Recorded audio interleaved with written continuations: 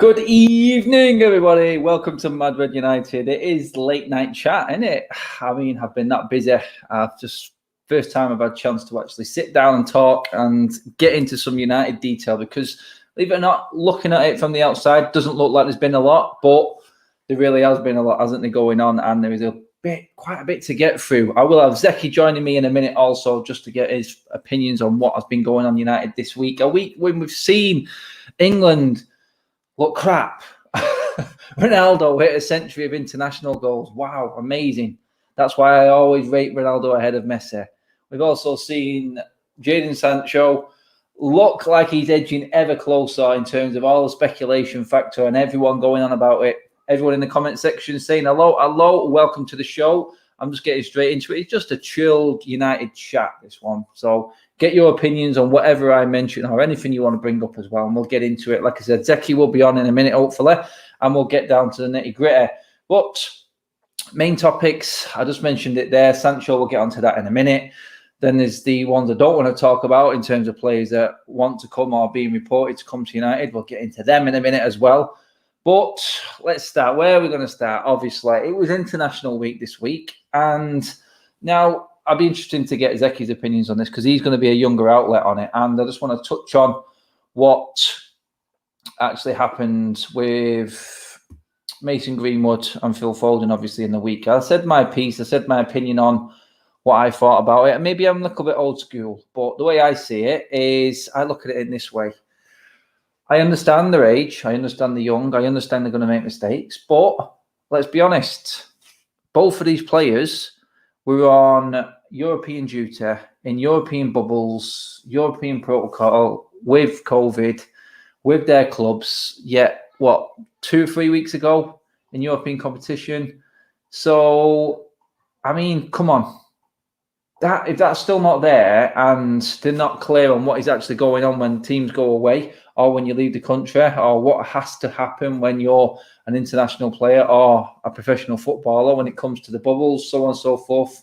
It takes a lot to get these events on, get everything going, but it's that fine line in it. I've heard people tweet, I've heard famous people tweet the young, let's just leave it there, everyone's overreacting, but I just feel absolutely stupid, brain dead, and idiotic. Words that come to mind for me for them, and they're going to have to learn from it.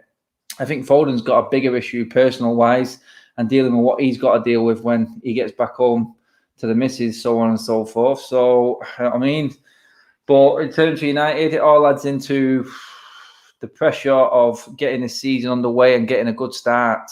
A good start when we've had the issues with Harry Maguire.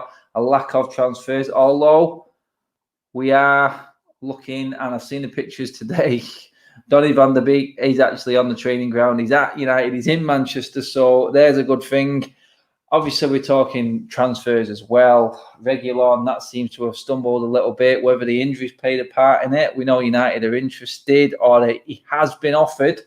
Whether you like to look at that as being offered as a good thing or a bad thing, why would it be offered? I look at it in a way of, well, Real Madrid need the money and they have plenty of cover in that position already. So it's not like they're offering us an absolute donkey. They're actually coming and trying to free up some money because obviously they do need to sell before they can spend. It's quite clear. So Reguilon, if it does happen, would be a good move. Interesting to see your comments on how he fits in. Does he go in ahead of Shaw? We're going to bring up the whole Luke Shaw conversation with this, I know. But does he go in ahead of Luke Shaw, or does he actually cover for Luke Shaw? And then Williams may go over to the right-hand side and help cover Wan-Bissaka. A lot of people have been saying that, but I think Reguilon, for me, he's one of them. He's not a priority for me right now. There's only one man who is a priority right now, and we all knew that. He's going to get into that in a minute. But before we get into that, I think we are finally going to be joined by Zeki. Zeki, are you there, buddy? He's there. Yep, can you hear me? I can hear you, mate. Loud and clear, buddy.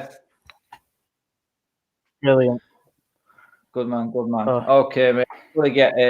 Quickly before we get into all the transfers and everything else going on, I just want to get your thoughts on what happened in the younger generation, mate. What are your thoughts on the Greenwood and Phil Foden issue early on in the week on international duty, mate. Are you one of these who's like the young, give him a slap on the wrist, they'll learn from this? Or is it more serious, like I just mentioned then, only 2 weeks before they went away, they was away with the clubs in European competition and they know what they have to do, they know the protocol. So do they need to be punished even more, or is it a case of let's just get on with it now? They should learn the young. How did you see it, mate? At the end of the day, they're just lads, aren't they? They've probably got a bit excited. First England call-up, first England game. I knew you were going to say that. It's a good thing for us, actually, as a club. At the end of the day, we can take positive out of it, because now we know Greenwood needs to keep his head and keep him with the right teammates and keep him happy. As long as he's not mixing with the wrong groups of players, then he'll carry on playing how he is. But I just need to obviously keep an eye on who he's mixing with and what type of players. Yeah. Would that be someone like a Jesse Lingard by any chance after his antics last summer? It's the England squad. Always someone seems to be getting up to something. It was Dele Alli once, John Terry. Now it's these two. Oh, mate. The two that you don't, well, we're not really bothered about Phil Foden, but you know what I mean? Greenwood's raring to go. Season's around the corner, mate. Season is round the corner. We are what? Well, we've got a week extra than everyone else, and I've put it in the title. We need this extra week for more reasons than one, obviously. I just mentioned it then. Donny van der Beek's in training. He gets an extra week to train with the boys, mix in, get involved in the squad. Obviously, another week for us to get our not match sharpness, but fitness, a little bit of sharpness back before we start. But obviously, we're all hoping and praying that we may have another member in our squad by that time. And the transfer window shutting, well, it's less than a month away now, a week till the start of the season for us. I mean, there is fresh reports today, Zeki, mate, that Jadon Sancho is pretty much, well, not pretty much, but is a lot closer, and United are a lot more confident. We all know, I think it's been well documented, that the personal terms have been agreed for a long time now. Are you any more confident from what you're reading in the press about Jadon Sancho coming to United? I think it's just the same. To be honest, I don't think we've really got any closer. These terms have already been agreed. I think people are just trying to nudge us on now to pay that 120 million. I mean, Side's been banging on about it 16th of September, so we'll just have to wait and see. But especially after, I don't know what you think, but especially how he played for England, he doesn't look like an 120 million player. Whereas if you can go out and buy a couple of players for the price of Sancho. That's interesting you should say that, because I mentioned England at the start and we looked absolutely crap in both games. It was absolutely diabolical football. But, I mean, looking at it, when the German league started again, Sancho didn't really pull up any trees. It didn't look like he was match sharp. And maybe the break and these internationals will do him a favour. If we do actually get him in, then maybe it will do us a favour, because it took him a few games to actually get going for Dortmund. I remember it when the German league came back. So I'm not looking at his form for England too much. I know he will still come good, but I think the way Southgate set it all out probably was why we were so poor, to be honest. It was overly defensive. But like you said then, Sancho, you could look at Sancho and go, right, 120 million euros, 108 million? That pretty much looks like most of the kitty. Although a lot of people in the know, a lot of people I know, I'm not talking about Saeed here. I think Saeed's just jumping on one here, hoping he gets it right. But a lot of people I know, a lot of people in the know are saying there is still 2 more signings. Pretty much the same as what everyone's saying. They're saying there's 2 more coming in. Could possibly be a surprise in there as well. So I don't see Sancho being a surprise, mate, because we've known that we've been after him all summer. Is there a player out there you think could be a surprise package coming in for United? Ronaldo, hopefully, but that'll happen. Ronaldo and his 100 international goals. To be fair, now that Messi said they'll stay at Barca for the next year, maybe if he comes to the next season, it'll tee up Ronaldo perfectly to come back to us. Set up a Messi Ronaldo in the Prem for the Manchester Derby. But it's just signing wise, Upamecano had a good game for France the other night. Got himself a goal. But surprise signing No one springs to mind. No, not really. Well, Thiago maybe, but we've already been quite popular in the area with Thiago. And I'm going to throw a name out here now. I'm going to set the comment section alive with this one now, because I was listening to the radio while I was working yesterday, and no, it's not Declan Rice either. I just heard it from a couple of sources now that it's there again. It's the name that we all fear, but Gareth Bale and the whole Real Madrid situation is actually progressing to a stage where Real Madrid will take a severe cut in terms of value for Gareth Bale. Is he a player? Yeah, is he a player? And I want to know, everyone in the comment section, World Videos, I've just seen your comment come up there, mate, and I'll get onto this duck egg in a minute. But this is a player that I do not want at my football club. But onto Bale again, and you know what? He's come out. He said he wants to play football now. It's up to Madrid. He wants to leave Real Madrid.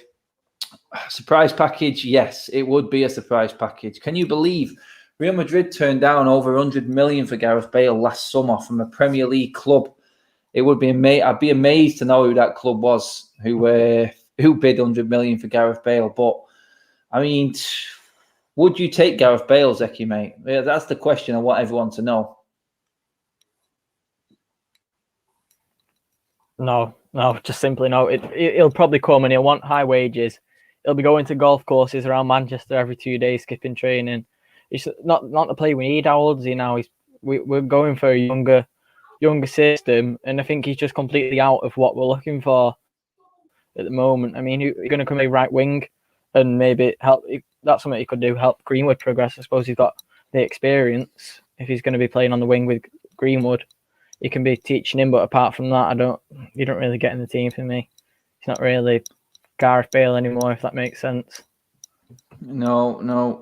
I mean, it's not. It's like you said, Dan. I watched him play for Wales again, but then again, we were talking about Sancho being poor for his international team, but Gareth Bale didn't look up to much cop for Wales either the other day. So for me, I would stay clear of it. I think our eggs need to firmly be in the basket of Jadon Sancho. I mean, going into Sancho again, if we can get him in, realistically now, because the season is getting closer and we can start talking about this now, because there's a few teams out there who are looking a little bit more tasty after the transfers and what they've actually done in the window. But if we do get a Sancho win, mate, and yeah, possibly I could see us maybe scraping a defender, maybe Reguilon, but I've not spoke to you for a while, and I'd just be intrigued to know exactly where you think we would be and what your expectation would be if we got a Sancho. Forget what we've got now, but if Sancho came in, for me, it changes a lot. Where would you see United and what your expectations if we did get a Sancho in? My friends were asking me this today. What does Sancho really bring to United that we don't have now? I mean, if you look at Greenwood, he could limit Greenwood, but then he's done it in the Bundesliga. He's proved himself over there, definitely, without a doubt. I think it's just the proof that we can get him to make the fans happy, to make the fans back Ollie, showing that the board are backing Ollie. I think that's more towards why the fans want to get this signing done. My focus is a defender. I want a centre back in case, because Maguire can't be playing full season, Lindelof can't be playing a full season. Bailly's injury prone, so is Tuanzebe. Ollie said that Marcus Rojo's been impressing him. Not sure if you've seen that report. Yeah, we'll saying touch that on that. Double sessions. Don't care. But I don't care. No, I don't think things change, to be honest. Greenwood can't be playing a full season. Daniel James is going to stay on the bench for me. He'd get into the team, of course, without a doubt. Sancho's getting into the team, but is he that much better than Greenwood? That's what you've got to think. For £120 million, are you going to get a player that's double Mason Greenwood? I don't think you are. But the thing is, with Sancho, a lot of people will argue it again. He's played at the highest level and has performed. His stats do not lie. It's the age as well. And I just feel like he has got that extra bit of know-how and quality above. You could even argue a few of our players in our front line at the moment. So, and the age-old question, Zeki, mate, it's strength and depth. and the quality, strength, and depth. That is massive for United. Pranu08 asks Adam, what were your thoughts on Donny's performance against Italy? Donny's performance against Italy, I'm going to be honest, mate, I didn't watch too much international football. I've only caught the highlights. And I'm one of these people. I'm looking at these international friendlies as pure pre-season friendlies right now. I cannot take them seriously. I'm glad and pleased for Tony Martial. That was brilliant for him just to get back in the squad. Played well enough. Bruno's been playing well, but when does Bruno really not play well? And for me, it's just all about getting match sharp, these pre-season friendlies. I'm just glad that Donny's actually got some games under his belt. He's at the training ground now, training with the squad. And I'm happy that we've got that one player in. But we do need one or two more. And Zeki's avoided the question. He's still not told me exactly where he expects United to be if we did sign a Sancho. So come on, Zeki. Let's see. Put your money where your mouth is, mate. Where are we finishing if we get a Sancho, mate? Because I do feel like Sancho would be a massive difference for United. Where are we going to finish, mate? What's a good season for you with the squad if we get Sancho in there? It's a tough one, because I can't really say I'm happy with third because then we're not moving anywhere. We finished third last season. With the amount of chances that Chelsea have got in, I just think they've had a better window for us, for them to finish above us. I can see City winning the league, and I don't think Liverpool will drop out the top four. So, to be honest, even if Sancho does come in third or fourth, really, the second will be absolutely brilliant because then we're going somewhere. But I just think that the first season with these new players coming in, it'll be tough because the players that we've just brought in, Maguire, Wan-Bissaka, they've had time to settle in, and now you can see slowly they're making a couple of mistakes, but they're getting there. They know each other. Now that Sancho, Van der Beek's coming in, maybe Thiago out, like you say, Bale, a new centre back. Once everything gets gelling, we'll be all right. But for this season, I'd say don't be too disappointed with it. Moving forward, just give it a chance, give Ollie a chance, and give the team a chance because we're not gonna win the league next season. I don't know what you think, but there's no chance we can win the league. The squad depth still, it's improving, especially with new signings, but it's not an option at the moment. And for fans to complain about not winning the league or not challenging, I'd like for us to have a nice run in Champions League. I wouldn't say no to that, but third or fourth, and I'll be delighted with second. Yeah, I mean, Alex Williams is very confident. Yeah, Alex is echoing what you just said then, Zeki, mate. I mean, very confident, Alex, mate. If you do come back to me, Alex, actually, with I'll be interested to know who you actually think will drop out of that top two. So if we're finishing second and getting an FA Cup, who is dropping out of that top two? That's going to be the interesting one. Because I'm on Zeki's side. Yeah, I actually think, like Zeki, that Liverpool are going to struggle this season. I think they're struggling now. I had Stroh on Sunday, and he's echoing the fears that I see in a lot of Liverpool fans at the moment. The fact that they're not strengthening, and it doesn't look like financially they are going to be able to unless they sell. So it's going to be an interesting few weeks, but I agree. I think City have got the title. I just feel like one more signing for them. If they do go and get a Koulibaly or another defender, then they're looking a lot stronger than what Liverpool are. And Liverpool are 2 injuries away, similar to us. And they're struggling big time. If you take a Mo Salah and a Van Dijk out of Liverpool's team, then I am saying to you, I'm going, Liverpool are not going to win that league. They are going to struggle without them two players, especially. Alex has come back at me. Alex has come back. Cheers for the super chat, Alex, mate, as well. Liverpool and Chelsea, too many changes. Right, got you. Right, so Liverpool are dropping out. Chelsea have had too many changes. I get that, but I'll be interesting, actually. Exactly. It's great for Chelsea fans. Yeah, it's great for Chelsea fans what they've done in terms of the winner. But we've done this before and gone into a season and we've struggled to integrate everyone. Do you think Lampard is going to be able to this season? Is he under more pressure than Ole with that amount of money spent? Do you think Chelsea are a serious threat this season? Yeah. Yeah.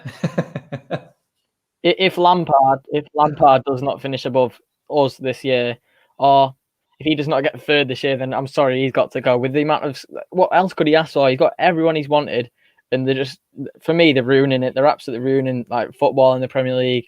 It's like Football Manager. He said, "Oh, I want him, Roman. You've got him. I want him, Roman. I've got him." It's ridiculous how much everyone they're getting. To be honest, I think I'm a bit jealous, probably. But no, I can't see them being brilliant. But they've got to at least do something with the squad they've got.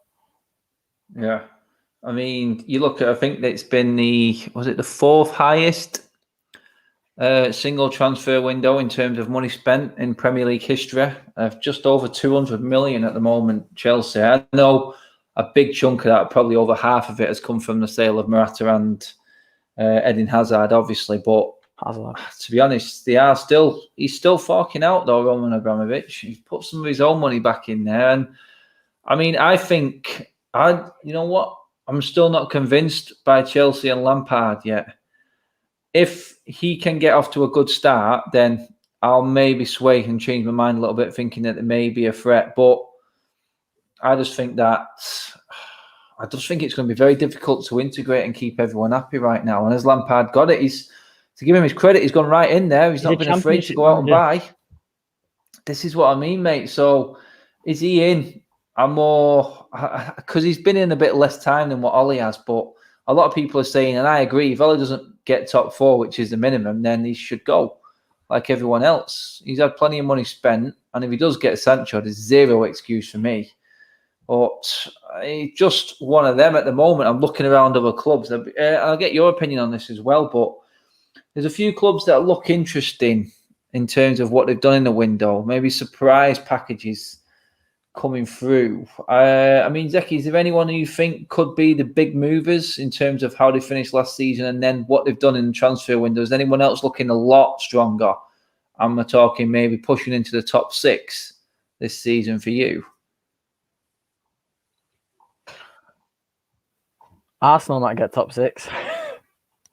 No, to be honest, Arsenal they've been all right.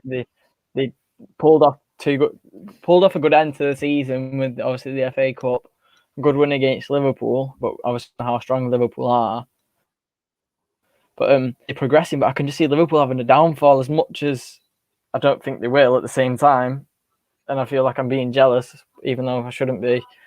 I just don't think, say if Salah picks up an injury, what are they going to do? They play Shaqiri out there for half the season. Say if Mane picks up an injury, what are they going to do? They think they've got trust in the youth, and they're playing against Blackpool pre-season, so they're not really had any challenges. So in terms of changes, say Wolves can have a solid season. They just brought in another player. What was that? 40 million they splashed out on a youngster. Yeah, it shows that Wolves have got some serious money if they're throwing money at that player. What do you think about Everton's chances and what they've spent? Right, Leeds were surprised. Oh yeah, they got a solid midfield now, especially if they got. I'm not sure if it's done actually. Decore from Watford. They got something good going on there. That midfield, Allen, Rodriguez. The thing is though, it's Ancelotti. Ancelotti's brought them, and it's not Everton. It's Ancelotti. Hopefully they have a good season, because Merseyside derby is absolutely terrible every year now. So it'd be good to have a good Merseyside derby. Probably Everton get a result in one of them. Yeah, I mean that's it. I mean, there is a few teams. Some people have mentioned Newcastle. I mean, Steve Bruce has done well to get that for Newcastle, to be honest. But I think we're all excited that the season's actually starting again. I think there was a comment up there actually. I can't remember where it was now. I was mentioning about the BBC playing games and showing them live again, because obviously, with the way things are at the moment, we're not being able to go to the grounds and that. We are going to be able to see all the games again, free to view, which is good and needed. Not for the family and missus in my house, especially with me watching it, but it is all going to be happening. And next weekend, it all kicks off. But we're all interested and only interested in what happens the week after. So looking at it right now, I personally don't think we're in the right shape to start the season, Zeki. I don't know how you feel about it, mate, but with everything going on after, we just don't look like we're as ready as a lot of other teams right now. And yeah, we've got the extra week, but the fact that, and you touched on it then, I'm going to get into that now. Ollie's talking up Rojo, Marcus Rojo. Seriously, people, I'd be interested to know exactly what you feel, but just give me your opinion on Rojo quickly, mate, before I go to the comments on it, Zeki. ridiculous. He's finding something to speak about because we've got nothing else to talk about. He needs to talk about how we're progressing. I don't get what's going on with the Rojo comments. We're not ready to start the season. Our centre backs just come out. Our youngsters just got himself a fine off England. We're looking at trying to get new signings, and the season starts in 2 weeks. We're just in a bit of a mess at the moment. Hopefully, we're not in as big of a mess as I think we are, and I'm just overthinking it. But we've still got players that we're trying to get rid of. Chris Smalling, Marcos Rojo, one as well. Phil Jones, what are they still doing at the club? I really hope they're not part of his plans for next season. No, I mean, Lille United, I usually listen to a few things that you say, actually, and actually big you up when I can. But this one, I'm just going to have to slap you back down to earth with, mate. But Rojo is better than Lindelof and Maguire. Well, no, he's not. He's not better than Maguire. He's competing with Lindelof, and that's the level. I mean, I was watching Lindelof in the friendlies, in the internationals the other day, and like I said, I don't really care how they play in them games, but he's looking ropey in them ones already. And you know what? I don't know if you've seen the comments come out regarding Lindelof, but the international coach has come out and said he looks absolutely knackered. He looks burnt out. And you know what? We're a week away from the start of the season, Zeki, mate. And it's comments like this that are worrying me. Rojo's double training, he's impressing Ole. The international coach of Sweden coming out saying that Lindelof just looks absolutely worn out and knackered. It's not a good start, and it's not good going into the season that we're in this sort of situation, like you said. But one signing changes everything, mate, I think. You get a Sancho win, then I do feel like we're going to start, some of these players are going to have to start moving on, mate. I did this with Flex on the United Stand the other day, actually, and he was giving me it'll give us all a chance to say who needs to go this summer and then who realistically do you think will go this summer. And I'll spread that to the comments as well. Everyone get theirs in. But for me, I said the obvious. I'll go into mine in a minute, actually. Yeah, hit me with yours first, Zeki, mate. If we can get like a Sancho win, then obviously we are going to have to recoup some of that money. So hopefully that will push some of the deadwood out of the door. Who's top of your list, mate? Give me your top three. 3 to go, is that, Adam? Yeah, 3 to go. 3 that need to go. Smalling, Rojo, and Jones, I'd say. For me. A whole back line, mate. No, I was going to say McTominay then, but he can't. Yeah.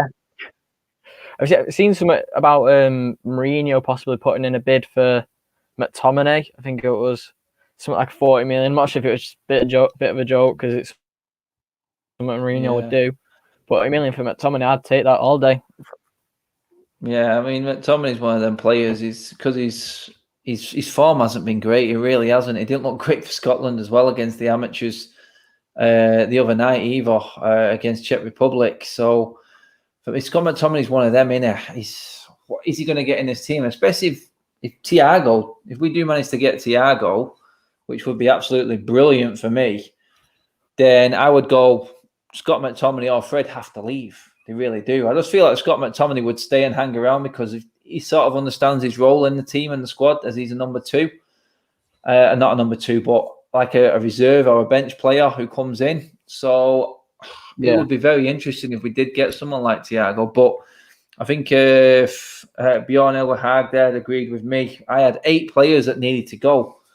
I can't remember who it was now, who my players were. The obvious ones were Smalling, Jones and Rojo. I had Lingard, Pereira. I had Romero, because I just feel like he needs to go now because of Henderson coming in. I think that's 7, is it? Maybe 8. I had Juan Mata to go as well. I don't think Mata does anything for us right now. And I know he has certain qualities, but I'd rather have someone like Thiago in the team rather than a Juan Mata. I'll be honest. You know what? The price Thiago is, if Mata goes, then it's no problem for me. Like you said, then with McTominay, I'm the same with Mata right now.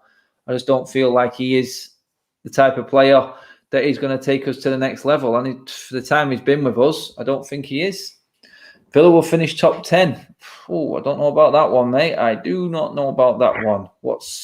Tim saying to us, Smalling will go. We are paying the price now for our wage structure being blown up by the Sanchez deal. Some of these players are making too much to shift them. That's the problem. Yeah, I do agree with that. They're all sitting there stealing a living. Tim pretty much nailed it. Rojo being exactly one of them, mate. Interesting also, I'm just going back covering all ground, but quickly from you, Zeki, mate. Since you was on last, obviously Dean Henderson, I just mentioned him then.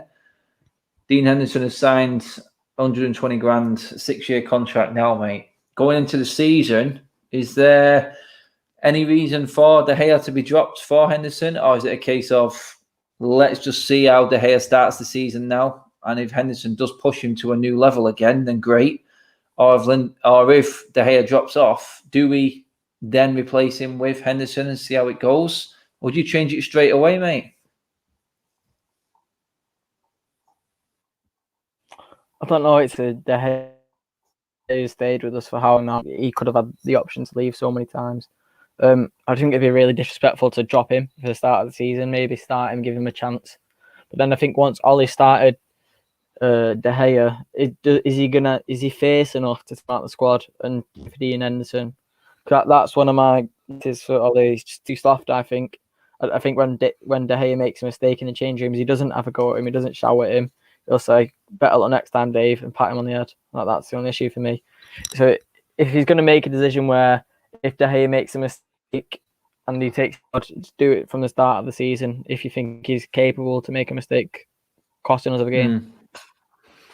Interesting. Everyone's split on the De Gea, and I think there's a lot of, like you said, then there's a lot of sentimentality with De Gea. He has pulled us out of the mire for season after season, but I've said it before. I just feel like now he's having to do less. He's looking a bit more vulnerable, and that's what I'm worried about. Is Henderson coming in going to give him the competition, which is going to take him back to where he was again? Maybe it's a kick up the arse that he needed, because it has worked with a lot of other players in our squad. And I mean, McTominay with Matic, Shaw had it with Williams, and obviously when Greenwood came into the front line, we've never looked back, and the players are just taking it to a new level. So let's get into a few of the comments. I mean, let's see, what did Lewis say there then, actually? Oh, I've missed it now. Hang on a second. Lewis Watts, we've got Bay and Tunesy for backup centre-backs. I think he was backing up what you said before, mate, in terms of getting rid of that back line, what you said. So, and he also says De Gea is class still. So, interesting, because he hasn't looked class, has he? I mean, he's one who looked like he had a decent game in the internationals, De Gea, but like I said then, that's nothing compared to the pressure of coming back for a season in United. But I feel like this probably would be the season for us, mate, to bring the players in. We'll get into talking into the season now on the start, but with no fans there, no pressure. Normally a player coming into Manchester United, new season, packed out Old Trafford, high expectations, pressure from the stands. Is it a case now that when these players come in, it should be a lot more simpler for them? It shouldn't be as bad. Do you feel like it is the right window now for us to actually know, let's just chance it, let's go and get these players now and get them integrated in the team? It's a good opportunity, in my opinion, for these players to come in. It's the right time as well, I think. I don't know how you see it. Is it a good time? Less pressure? I mean, you've been there in the stands, mate. When them fans start getting on your back, it's harsh on the players, but I just feel like now we should be seeing the best of the players, like the creative players. I mean, we've seen the best of Pogba while there was no fans there, no one getting on his back, really showing what he can do. I just think it's perfect opportunity. Everything's just falling into place for us. Whether or not we have the finances to do it, I just feel like it's a chance we can't turn down. I think the younger players will benefit from it, because they're not going to worry so much if they was to give the ball away. Everyone's on the back, because obviously they're going to take it to heart more than others. I think players like Van der Beek, I've seen him when he's been over in Holland. He feeds off the fans, and he's one for the fans. So I think he's going to miss out on that factor of not having the crowd behind him. But players like Greenwood and Bruno Fernandes, who often can give the ball away, but then often they pull out worldies out of nowhere. I think they'll be all right, especially Bruno, because he likes to try stuff out of the blue. These little flicks around the corner, sometimes they don't work. And I think with no fans there to get on his back, I think he'll go for it, to be honest. I'm not sure how they actually feel about it, because obviously they played a bit now behind closed doors. But the younger players should be all right, to be honest. They've not really got an excuse with fans or anything. Yeah, no, I just feel like it's an opportunity for us. A fresh start. I mean, no pressure. I mean, there's the obvious pressure from us lot, but we're not there. And on match days, I think it's perfect opportunity for them. And he just needs to get it right, because this goes for Ollie as well. Because if we fail this season, then I just fear for him. I really do, because we all know what this club has done to managers who haven't made the top four. Top four is just a bare essential now. We cannot be looking back past third place now. For me, we just need to be closing the gap on the top two. Otherwise, that's not good enough. It really is. And yeah, I'm looking at it going, get a Sancho in there, get maybe a regular on someone at the back, get rid of a few players, then I'm going, right, yeah, Ollie is definitely looking like he's heading in the right direction, 100%. Someone just posted up a question there. Am I a season ticket or a member? No, I'm a full-on season ticket. I have 3 of them. And I don't know, are you a season ticket? List. You're on the waiting list, mate. All right. But I got actually sent a text message today. I got sent a text message by United today. First communication I've had in months from United. But they're actually wanting to know if I'm okay to be testing out when we do get back. I know they're jumping the gun a little bit, but obviously United have been given the opportunity to try and play with safe standing in the grounds. And this is a great idea for me, to be honest. And I've actually been asked if I wanted to be part of it, actually test out the new standing section. So I'm definitely going to be hitting the yes on that one and going back into it. But it just comes down to it now, mate, when we can actually get... I know, mate. Can you imagine standing back up again in the stands? Oh, I'm just crying out for the days when we actually as long as you don't get a lanky guy in front of you blocking your view, you'll be all right. As long as you don't get me in front of you, then you're all right. That's all right. Yeah. Safe standing is long overdue. Definitely, mate. Definitely. Where's that? Sorry, I picked up the wrong message. Everyone Alex, safe standing is the way to go. And you know what? Safe standing will probably save the Glazers, because we get more money and get more people in as well.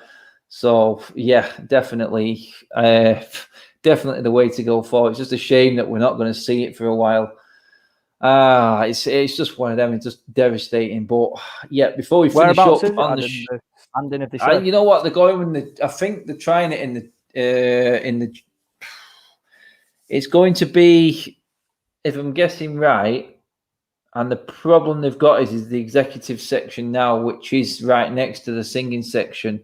So this has to be wherever the singing section goes. Now, the singing section is moving right the way around the tunnel, heading from the middle of the Stretford end all the way around to the side of the south stand, covering the tunnel. That's where the singing section is going to be permanently situated now. So I'm only guessing, mate, but it has to be around that area, because they're the only ones who stand up and are allowed to stand up.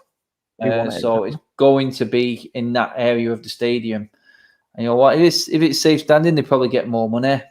People may even want to pay more to go and stand up. And they probably squeeze a few more in. So a few more quid for the Glazers. I'm not surprised that they tried to push forward the safe standing, because we have lost a little bit of revenue due to the disabled sections of the stadium being adjusted as well. So yeah, definitely up for that. If I do get the chance to, I will be going for that one. But yeah, just before we finish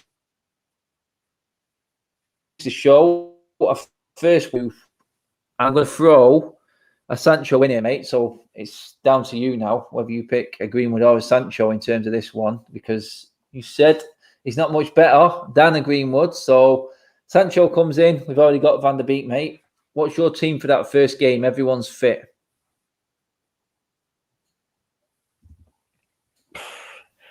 I'd say stick with the usual back line. Well, we're going forward at the back. We're going forward at the back. Four at the back. I think that we work best for at the back. When he changes it around, it just never really seems to work. I'm going with Maguire, Lindelof for the centre halves. I'm going Shaw left back, Wan-Bissaka right back, Matic holding, and Bruno in front of him. If Sancho's done by then, if Sancho's done by the end of this week and he's trained, Sancho on the right, Marcel up top, and Marcus on the left for me. If he's not signed by then, Mason on the right. No Van der Beek for you, mate, no? So pretty much the usual lineup. No, he's start on the bench for me. You don't need to fix what's not broken. Pretty sure I learned that off you. Some would say that it was broken at the end. Yeah. It was when he put Fred in there in Europa League. There's no need to take Matic out of the team. He was doing well. Yeah, I mean, Marcus, but no Van der Beek on the bench for me, and then he can come on, can't he? Yeah, Marcus, you can go away with your Rojo shout. I'm not having him at all in my team. Especially not after what is, it's just not happening at all. That who else have we got? Let's see, some people are just fully backing Ole. I'm backing Ole no matter what. It's work in progress. If Klopp got 5 years to do it, why shouldn't Ole? If he keeps improving, then he will get the time, mate. But if he keeps dropping down, having spent the fortunes that he's got, and saying that Rojo, after what he's done for the club, which is nothing, he's good enough to start next season, then we've all got a bit of a problem. You have to look at it in different ways. If Rojo comes into this team, then I'll be devastated because it'll just look like we're going backwards. He's just not fit for purpose and hasn't given us anything. In terms of me, my team to start the season would be pretty much, I would put Eric Bailly next to Maguire to start the season off. I would go with the same fullback, Shaw and Wan-Bissaka. Yeah, I would put De Gea in goal. And then obviously he makes a mistake, Henderson comes in. That's my look on that at the moment. The midfield for the Palace game, I don't think we need a holding midfielder or as much of a holding midfielder. So I'm going to go with the dream team midfield, mate. I'm going to go Van der Beek, Pogba and Bruno. And then my front three would obviously be a Sancho, a Rashford and a Martial. So you can look at that and go, that's quite a decent team. Or I want to know what you think about a player. What I think about a player. What player, mate? About Ted and Mengi. What do you think about him? Yeah, I know what you mean, this centre half, innit? Yeah. I mean, from looking at him in the youth, he does look good. He looks very good. He's just one of them, isn't it? I mean, Axel looks really good as well. I do feel like his place is being jeopardised by the likes of Rojo. This is the reason why I don't like the likes of Rojo and Jones, players like this who are holding the younger players back. We're never going to know how good he is if the likes of Rojo are still hanging around at the club all the time. And Jones, because they're going to expect to be on the bench at least, and it's taking away a spot for a youth team player. So as much as I like him, I do fear that his chances will be numbered because of the likes of, like I just said, Jones, Rojo, Smalling, these players at the club that need to go. It's a massive, massive few weeks now for Ollie because he does need to get rid of a few as well. We're all talking about what needs to come in. We do need to get rid of a few players, and this is where it's going to come down. I've said it like you said. Then you said you think Ollie's a bit too soft. I said this is his next step, mate. Is he brave enough to get rid of these players, take a bit of a hit on them, and then, you know what? Maybe he's going to give the chance for the younger players. He's give Williams a shot and Greenwood the shot this year. Is Mengi in that category? I mean, do you like him yourself, mate? To be honest, I would waffle on like a bit, like I've watched him play for the youth team, but I've not. He did get a game this year, actually, didn't he? Towards the end of the season, was it? Or was it a cup game? I don't fully remember. He did look good. It was Europa League, wasn't it? Yeah. Quarter-final, second leg. And he did. No, was it? Yeah, it was one of the games anyway, and he played all right. He looked good, but I've seen a tweet today something about Solskjaer compared to De Ligt, talking about De Ligt was made captain of Ajax at 18, and he said he hopes that he can also follow in his steps and be like De Ligt. Hopefully, he doesn't leave us like De Ligt did to Ajax. But no, I think it's definitely give him a shot definitely shelf. And if he's not good enough, at least we'll get a bit of money for him at the end of the day. Well, that's it. Because it's like Tim said again there, Jones and Rojo just need to be told you're not going to play. I mean, I totally agree. Has he got the bottle to do it, though? That's the question that we're all wanting, and we all want to see what he actually does, because I'm looking at the likes of Mengi there, and I like what Ollie's saying there. I don't like what he's saying about Rojo, though. It's like a total contradiction. Is he even going to play if he's bigging up the likes of Rojo? This is the problem he's got. And you know what? There's plenty of teams coming up behind us at the moment who are only too willing and are ready to try and take that spot away from us. We got a bit of a frightener last year with Sheffield United and Wolves coming up. You know what? Yeah, Arsenal and Spurs have dropped. Arsenal look like they're sort of getting something together in terms of style of play. I don't think the squad is big enough or good enough, nowhere near. But I do feel like this season now, it's a minimum third place and a gap closed on the two in front of us. Otherwise, it's going to be seen as a disappointment again. We need to be improving every single season. But that pretty much sums up tonight's video and tonight's live stream, people. I can't even remember what we talked about. We talked about something, but it's flown by. It does when you've got the season around the corner. When the season's around the corner. And a good guess. It's always interesting. Yeah, so I have got plenty coming up. Hopefully, I've got a big video. We've got a couple of people coming on the show next week.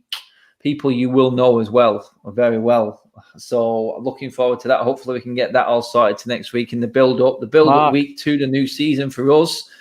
So yeah, there's plenty going on, and hopefully by the time we speak again, which will be on Sunday, people, for the Sunday live show, 7 o'clock as always, unless something drastic happens again and we have to change times, but I don't see it. It's Alfie's birthday on Sunday, so we're celebrating Alfie's 13th on Sunday. So, yeah, do check us out then. Quickly, before we go, Zeki, just give the people a shout-out to your socials, because you have got a bit of a giveaway prize to hand out to someone. Is that correct, my friend? Yeah. There is a giveaway on Twitter at the Retro Locker. I'll leave a link on my Twitter, which you can see there, MUFC Zeki. And also on Instagram as well, which you can find from my Twitter. I'll leave a link to it from there. Please check that out and drop me a follow on there. Winners announced tomorrow, and we've got shirts on the website. Check it out. Free delivery everywhere. Great quality and best prices. So check it out, people. Check it out. That is what we want. Everyone asks me where I get my shirts from. I didn't get them from there, but I got them from somewhere else. But if you want a good one, then Zeki, he knows the man as well. So get onto Zeki and his profile there and get that checked out. The link is there for you guys if you're looking to get the retro kit and you don't want to look like a magpie, which a lot of fans are liking. Just my opinion, people. I'm a bit of an old school when it comes to the shirts. My missus thinks the new shirt looks all right. I'm still not having it. I don't know. I can't make my mind up about it. I reckon it's nice, you know. I'm not. You're young. I think you look all right. You look nice on Sancho. That's all I can say. Yeah, that's it, people. Sancho look nice in it. Sancho. Yeah, Sancho looked nice in a bin bag with a United badge stuck to it, mate, right now. That's all I say. But yeah, cheers everybody for tuning in. This has just been a chilled out little video just to catch up. There's been no major news apart from the scuffles here and there, Matt. But yeah, cheers for tuning in as always. The comments, everyone in there with us, super chats. Do check me out this weekend. We have a big show lined up on Sunday because it is and does earmark 1 week till the start of the season. So we'll be getting a few more opinions on how everyone is thinking and how confident everyone is going forward. And like I said, hopefully we'll have some more news for United. But cheers for coming on, Zeki, mate. No worries, Adam. Nice one. Cheers, mate. I'll speak to you soon, bud. Everybody take care. Take it easy. I'll see you at weekend. Bye-bye.